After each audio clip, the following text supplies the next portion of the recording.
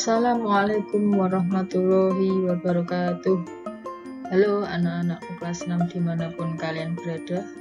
Pada kesempatan kali ini saya akan menyampaikan rangkuman tematik pada tema 3 subtema 1.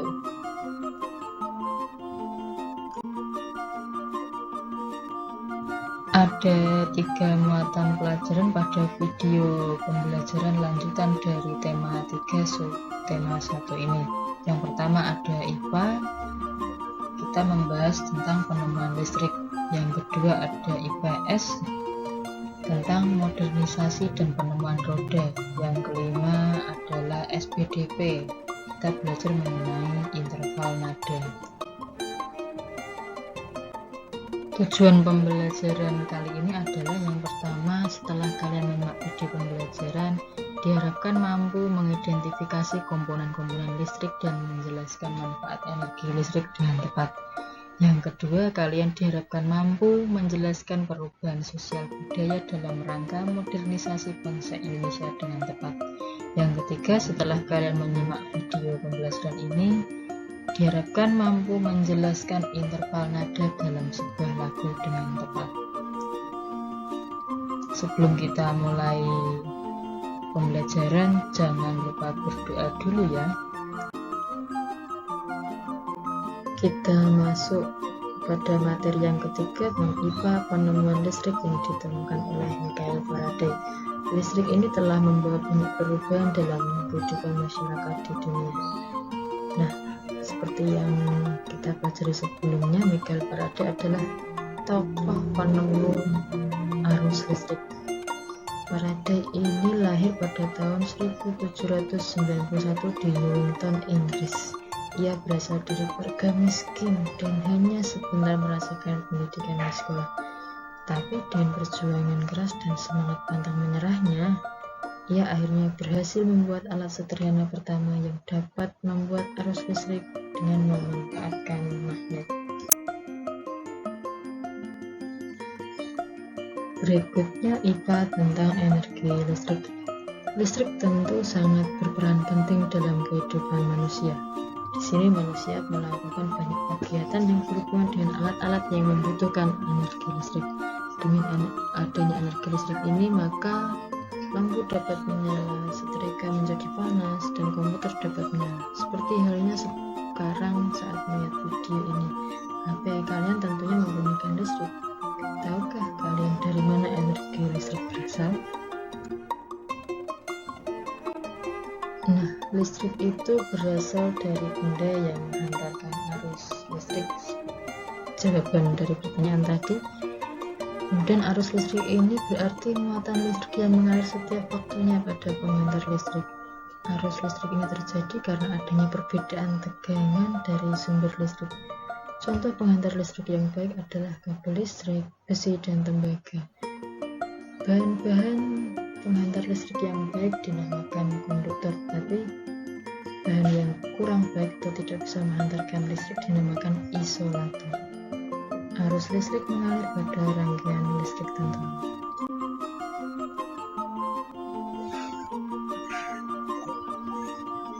Berikutnya, rangkaian listrik sederhana terdiri atas sumber energi listrik, umumnya berupa batu baterai, lampu, kabel, dudukan lampu, dan saklar.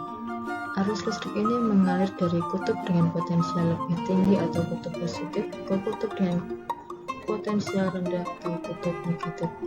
Saklar merupakan alat yang berfungsi untuk memutus dan menyambungkan arus listrik. Jika saklar dibuka, maka arus listrik tidak dapat mengalir, sehingga menyebabkan lampu tidak akan menyala. Materi berikutnya tentang sumber energi listrik. Yang pertama, sumber energi listrik adalah semua benda yang dapat menghasilkan energi listrik. Contohnya seperti senter. Senter dapat menyala karena adanya baterai. Jadi baterai ini adalah sebagai sumber energi listrik. Contoh sumber energi listrik lainnya misalkan aki, dinamo sepeda, ataupun generator listrik. Kemudian ada proses energi listrik yang ada di rumah. Arus listrik dihasilkan oleh generator raksasa pada pusat pembangkit listrik. Kalian bisa mengamati pada gambar sebelah kiri. Nah, arus listrik tersebut kemudian disalurkan melalui jaringan listrik tegangan tinggi berupa jaringan kabel pada menara yang tinggi, kemudian menuju ke gardu-gardu penerima di berbagai daerah. Dari gardu-gardu penerima tersebut, arus listrik kemudian disalurkan ke rumah penduduk. Arus listrik yang diterima di rumah kemudian disalurkan melalui rangkaian kabel listrik di dalam rumah, seperti menyalakan lampu, kipas angin, komputer, dan lain-lain. Berikutnya kita akan belajar tentang rangkaian listrik. Rangkaian listrik ada dua, yaitu rangkaian seri dan paralel. Kita pelajari dulu yang rangkaian seri. Rangkaian listrik dibedakan menjadi rangkaian seri dan paralel. Rangkaian seri ini disusun secara berderet. Bisa dilihat di gambar sebelah kiri. Jika salah satu lampu padam, maka yang lainnya juga padam. Contoh rangkaian seri dalam kehidupan sehari-hari adalah lampu senter. Pastinya kalian di rumah masing-masing punya kan. Rangkaian yang disusun secara seri pada lampu senter ini adalah baterai, karena hanya terdapat satu lampu pada senter. Hal tersebut yang menyebabkan lampu senter menyala sangat terang, namun baterainya cepat habis. Rangkaian listrik yang kedua yaitu rangkaian paralel. Rangkaian paralel dipasang sejajar sehingga berbentuk cabang. Bisa kalian lihat di gambar sebelah kanan. Jika salah satu lampu padam, maka lampu yang lain akan tetap menyala. Kalian amati pada gambar tersebut ada dua lampu yang bersinar terang. Kemudian yang warna biru putih ini batu baterai. Kemudian ada saklar on off on itu hijau ini untuk menyalakan, dan untuk yang lingkaran warna merah ini berfungsi untuk mematikan on off. Contoh rangkaian paralel dalam kehidupan sehari-hari adalah pemasangan lampu di dalam rumah kalian masing-masing. Lebih jelasnya kalian bisa melihat contoh rangkaian seri dan paralel secara sederhana. Gambar yang sebelah kiri ini rancangan rangkaian seri sederhana yang dimana rangkaiannya ini disusun secara berderet. Kemudian yang sebelah kanan ini rancangan rangkaian paralel sederhana yang susunan komponen listriknya dibuat secara sejajar. Nah, mari kita saksikan bersama bagaimana cara membuat rangkaian seri sederhana. Silahkan ditonton.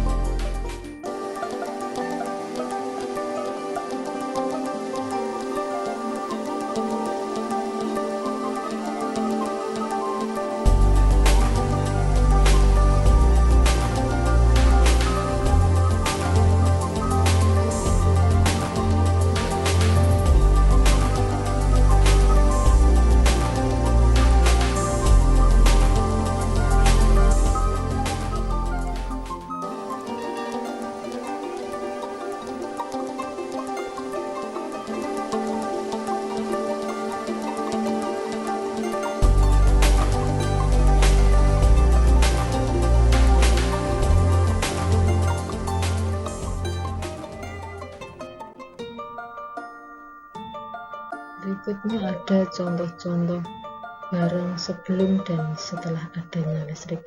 Yang pertama, adanya setrika arang, mesin ketik, lilin, lampu minyak, berkirim surat, menimba air, dan kipas bambu. Sekarang sudah ada modernisasi sehingga membutuhkan bantuan listrik. Contoh barangnya adalah satu, setrika listrik, yang kedua ada komputer, yang ketiga ada lampu listrik, yang keempat ada handphone, yang kelima mesin pompa air, yang keenam ada kipas angin listrik. Berikutnya ada contoh barang elektronik yang ada di rumah beserta fungsinya. Yang pertama, lampu untuk menerangi rumah. Yang kedua ada handphone untuk berkomunikasi dan belajar. Setrika listrik untuk merapikan baju, ada juga pompa air untuk menyedot air dari sumur, ada blender untuk membuat jus dan lain-lain, ada juga rice cooker untuk memasak nasi. Penemuan listrik ini sangat bermanfaat untuk kehidupan kita sehari-hari, terutama saat kita berada di rumah. Silakan diperhatikan, ada gambar di sebelah kiri. Kipas angin dapat berputar karena adanya arus listrik. Kemudian ada lampu yang bersinar terang untuk menerangi ruangan. Yang ketiga ada radio dapat bersuara, kemudian mengisi daya HP dengan charger. Yang kelima ada lampu meja yang dapat menyala saat kalian belajar. Materi IPA berikutnya yaitu penemuan lampu pijar. Lampu pijar ini ditemukan oleh seorang ilmuwan yang bernama Thomas Alva Edison. Beliau lahir di Milan pada tanggal 11 Februari 1847. Dia tidak pernah menyelesaikan pendidikan resmi di sekolah.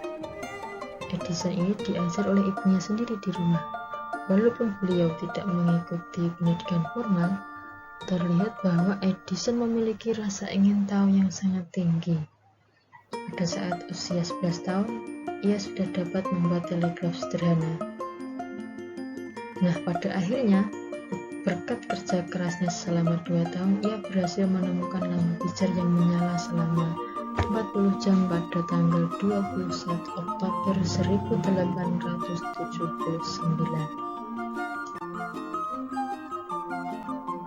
Oke, kita sekarang masuk pada pelajaran yang keempat, yaitu IPS. Ada penemuan roda. Banyak sekali mesin, peralatan, alat transportasi, dan benda buatan manusia yang menggunakan roda.